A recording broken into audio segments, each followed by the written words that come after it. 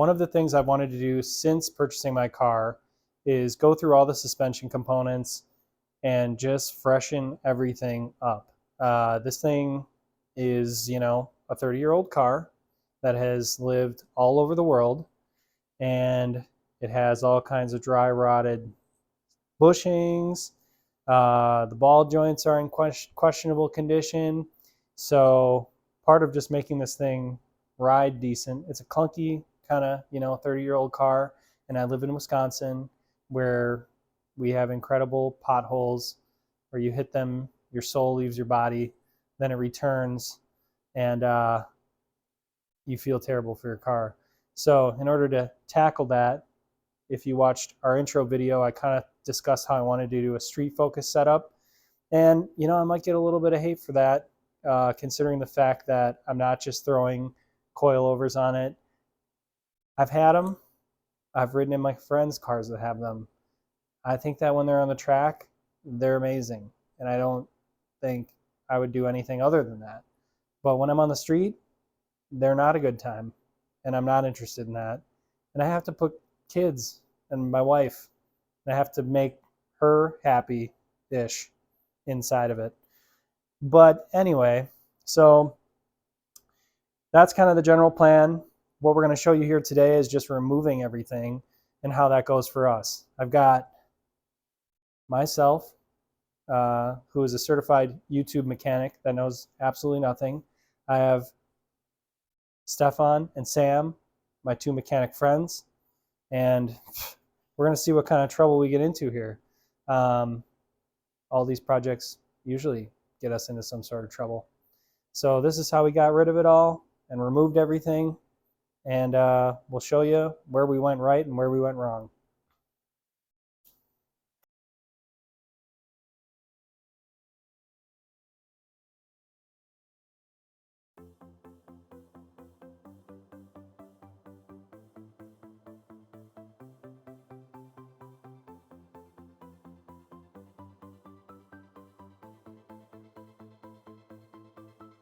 This type of sway bar link is usually a pain in the butt. Once you start to loosen the nut, lots of times it'll grab on the threads that are exposed out past the nut. Once it does that, it just spins the whole shaft and ball joint inside the link.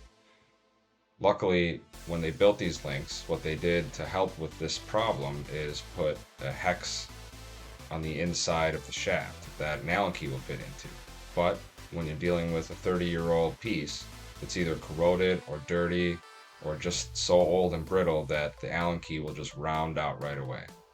So in order to remedy this, what I usually do is I grab a channel lock on the back side and use that to grab the shaft in between the boot and the sway bar itself, which is what we did here. Usually you can get a good grip on that, hold it tight, and then pull the whole nut off and the whole link will come out.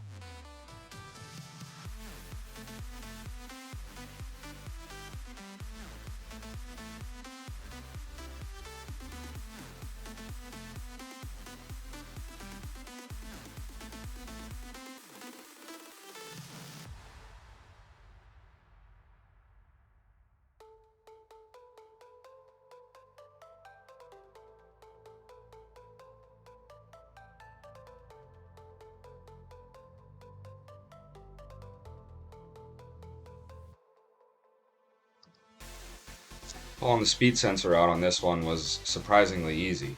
Usually that top piece will break off and the rest will be stuck in the knuckle. Then you gotta drill it out and then you gotta buy a new piece. So this time the speed sensor came out real nice and easy. It was pretty cool. Take the little wins when we get them.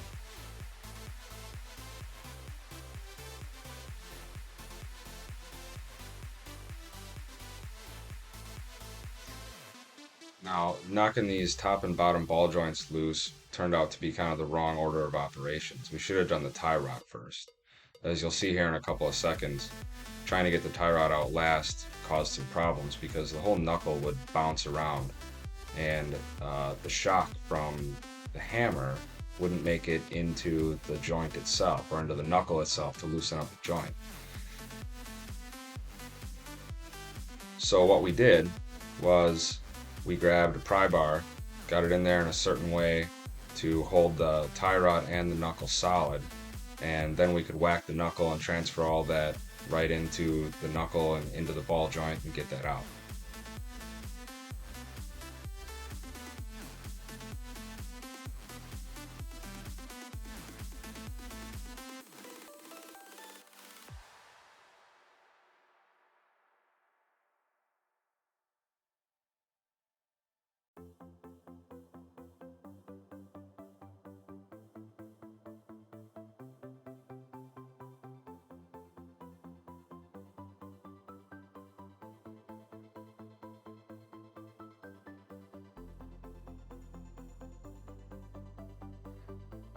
When pulling bolts out of the lower links on these cars, a lot of them have, the Supra specifically, but a lot of other Japanese cars of this era have cams on the lower bolts for alignment adjustment.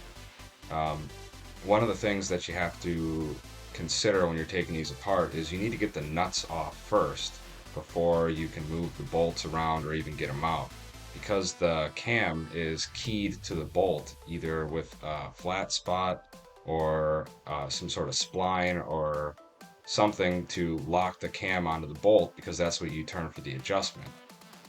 You can't just grab an impact and try and spin the bolt, which is tempting because sometimes that's what you do to break it free of the bushing and all that inside. But in this case, when there's a cam on it, you got to get that nut off first, and then you can start moving the bolt around and then slide the bolt straight out.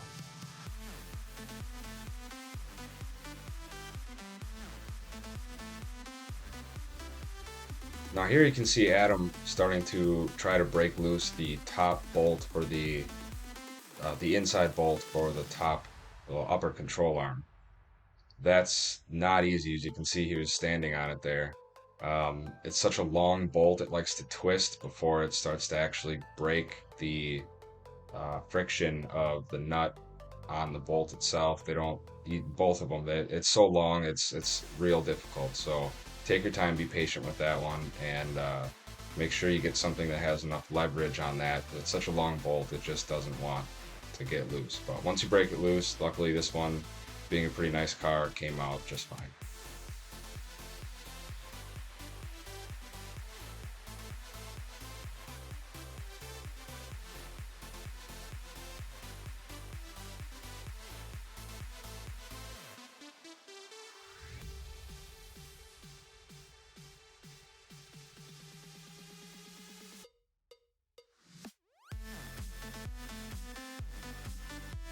The upper control arm bolt is a tricky one on these.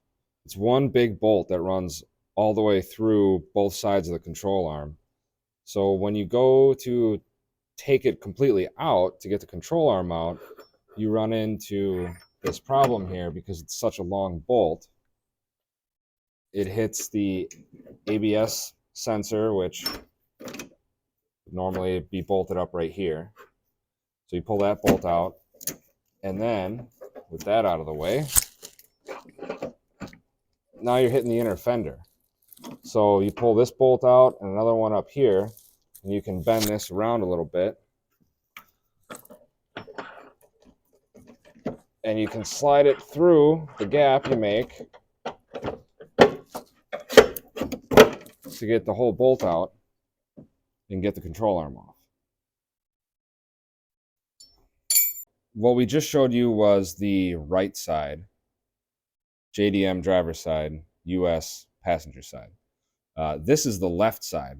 Surprisingly, this is different. So again, you have your control arm, upper control arm bolt here, this nice big long guy, long boy, and same kind of issue comes into play where you run into inner fender. As you can see, this inner fender is completely removed because we had a lot more issues. So this is the speed sensor, the wheel speed sensor goes right here. So that's that same issue.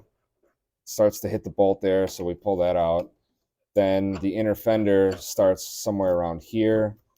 We had this bolt up here, this one down here, and we were able to squeeze the inner fender out of the way, but we ended up having to remove the whole front piece of the inner fender because the washer fluid reservoir is bolted up right here, and that, if you can see, that gets in the way, and that's the bolt's still not out yet. So what we had to do is pull all the bolts out for the washer fluid reservoir. Luckily, you can kind of let it hang. You don't have to pull it completely out, and you can just scooch it out of the way a little bit, and now you can get that bolt out. Definitely weird to have it different side to side. I guess that makes sense with the washer fluid reservoir over here, because you're not going to have that on both sides, but that's not what we were expecting, and it threw us kind of through a loop, because it was a whole bunch of more stuff to take apart that we didn't think we needed to take apart.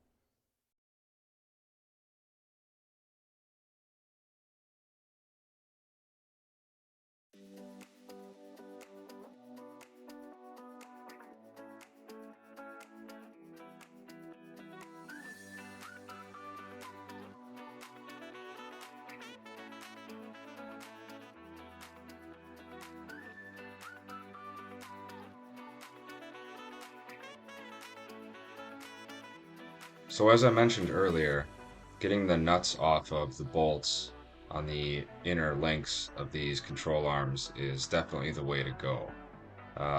Loosening those first can help a lot with allowing the tension on the bolt and the pressure on the bushing and the subframe itself, all that to be released, and the bolt spins a lot easier.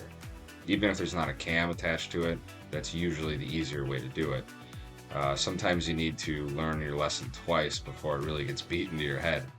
As you can see here, both Adam and I attempt to loosen the bolt right there that has a cam on it for the adjustment, which is just not going to turn. There's just too much force holding it in between the movement of the cam and pushing on the arm and pushing on the rest of the suspension.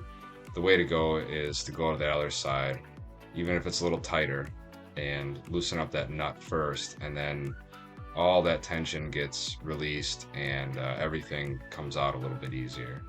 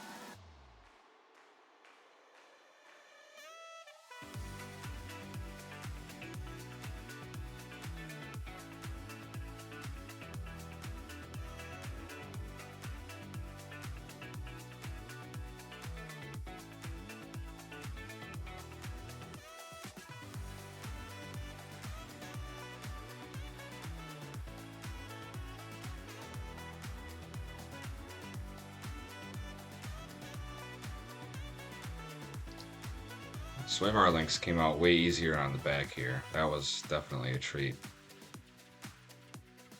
And as you can see, Adam still has his 16 valve factory calipers on the rear of the Supra. Hopefully he'll upgrade those one of these days.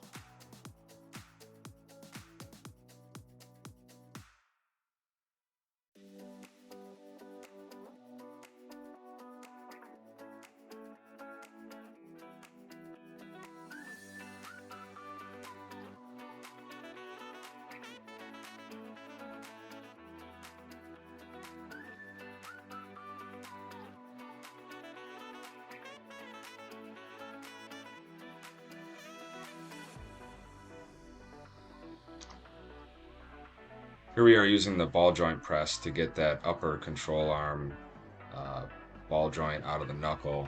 It was rough, but not as bad as this. This is the lower. This was pretty sketchy. We had to get a lot of tension on it and really try and beat the hell out of it. We used a punch to get access to the knuckle itself where the ball joint goes in. This was not easy. Finally, got a little bit more tension on there, and after all that beating on the knuckle, it started to come out.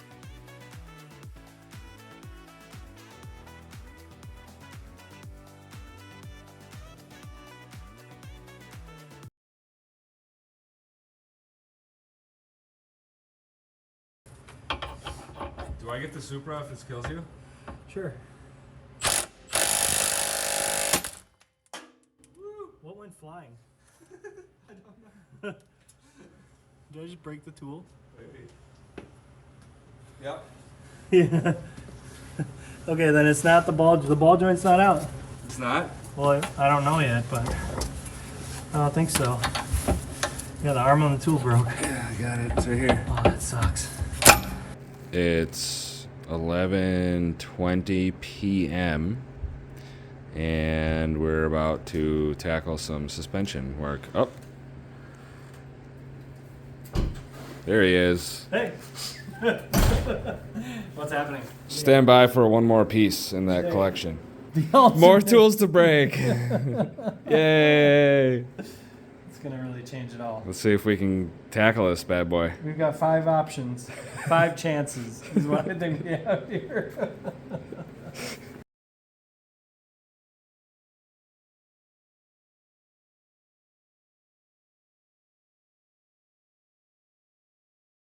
Hey, look, there's one more control arm there than there used to be.